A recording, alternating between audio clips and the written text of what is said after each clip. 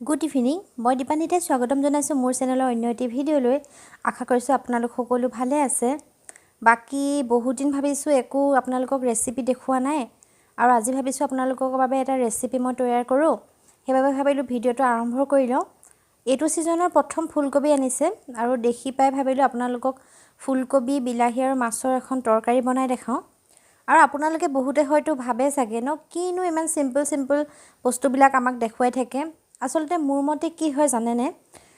মানে ৰন্ধনটো কোনো rocket science নহয় আৰু আমি যে এটো বস্তু দিবই লাগিব এটো নিদিলেই নহব এনেকুৱা বাধ্যতামূলক থাকিব লাগে বুলি মই নাভাবো দেই মোৰ মতেহে কৈছো কথাটো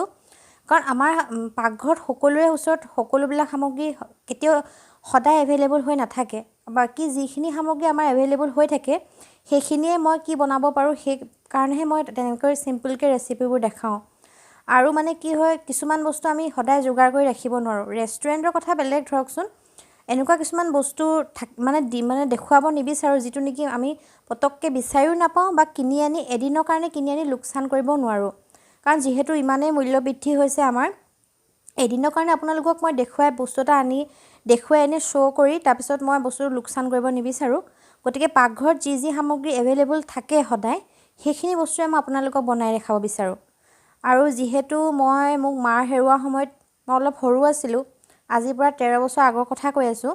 সেইখিনি সময়ত ইউটিউবটো নাছিলে বা মোৰ বনাওতে বহুত অসুবিধা হৈছিল সেইখিনি সময়ত মানে এনেকুৱা হৈছিল মই কি কেনেকৈ বনাও কি কৰো বহুত অসুবিধাত পৰো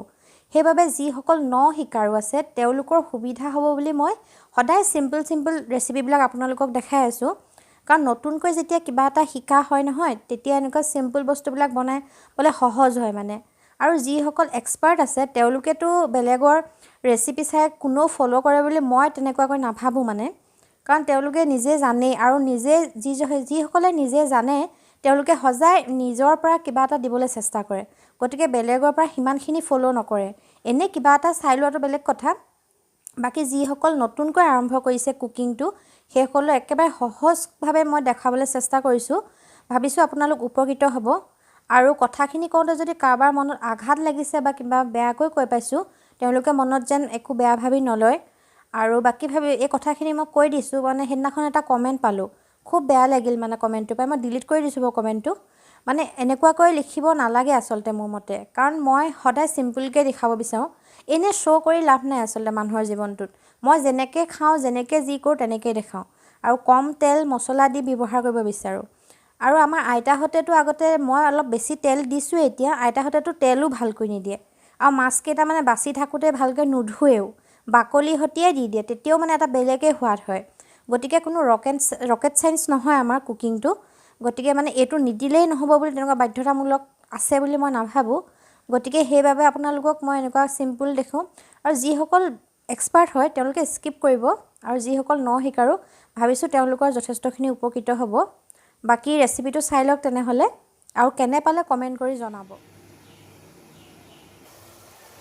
বাকি এইটো সিজনৰ প্ৰথম ফুলকবি আৰু আমি ফুলকবিখিনি যিমান যি কলো গাঁৱলীয়া বেপাৰীৰ পৰা কিনি আনিছো হলো চিন্তা এটা লাগে দিয়কচোন সাৰ দিয়া বুলি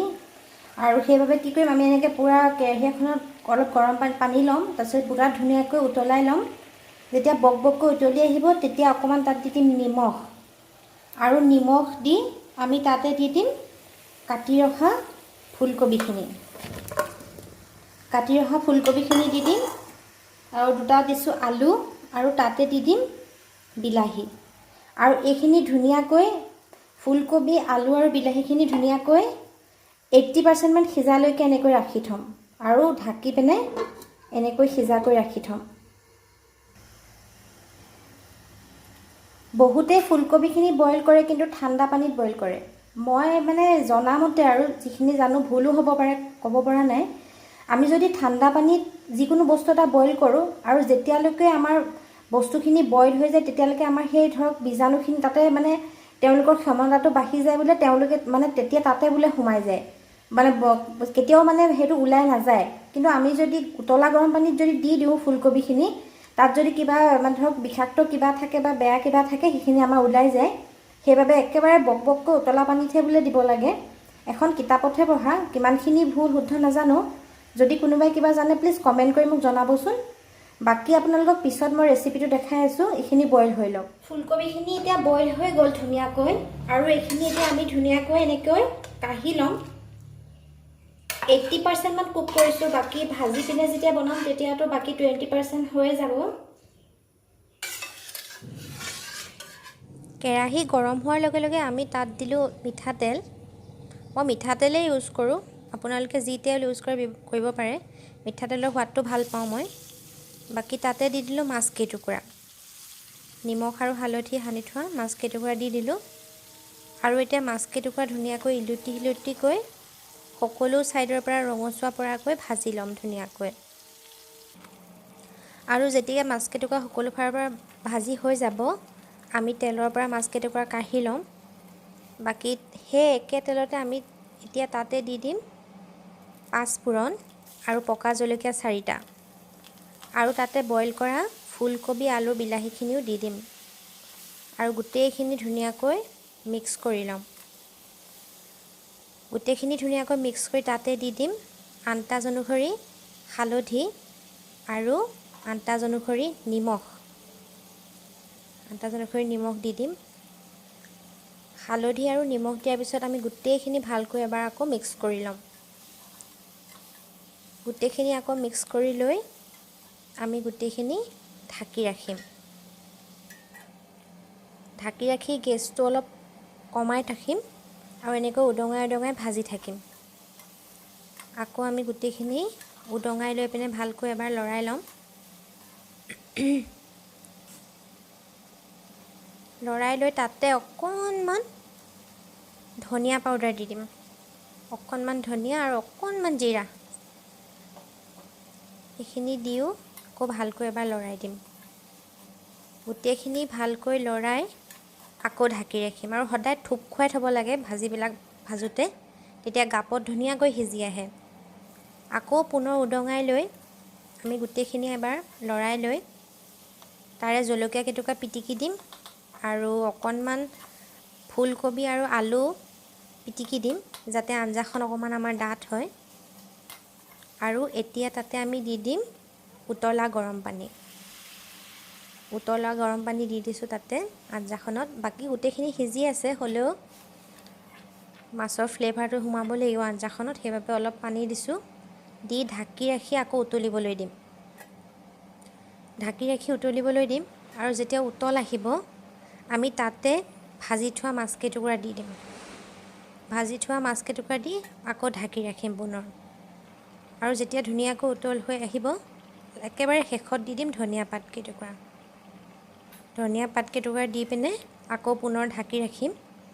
আৰু এনেকৈ অকমান ষ্টেণ্ডিং টাইম দিলে আমাৰ আঞ্জাখনৰ সোৱাদটো দুগুণ হয় সেইবাবে এনেকৈ ঢাকি ৰাখি বাকি ৰেডি হৈ গৈছে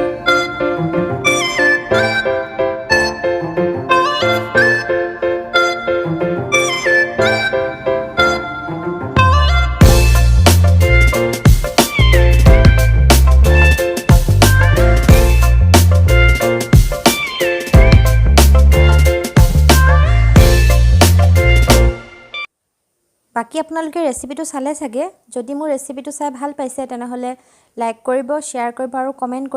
কমেন্ট কৰি জনাব কেনেকুৱা হৈছে বাকি নতুন এটা ভিডিঅ'তে আপোনালোকক পুনৰ এবাৰ লগ পাম আজিলৈ মই বিদায় মাগিছো বাকি শেষত এটা কথা কৈ থৈ যাওঁ যি সকল নতুনকৈ মোৰ চেনেলটো ভিজিট কৰিছে তেওঁলোকে প্লিজ সাবস্ক্ৰাইব বাটনটো টিপি থৈ যাব আৰু কাষতে অলটো প্ৰেছ কৰিবলৈ নাপাহৰিব যাতে মই আহিবলগীয়া ভিডিঅ'ৰ সকলো নটিফিকেশ্যন আপোনালোকে পাই থাকে বাকি গুড নাইট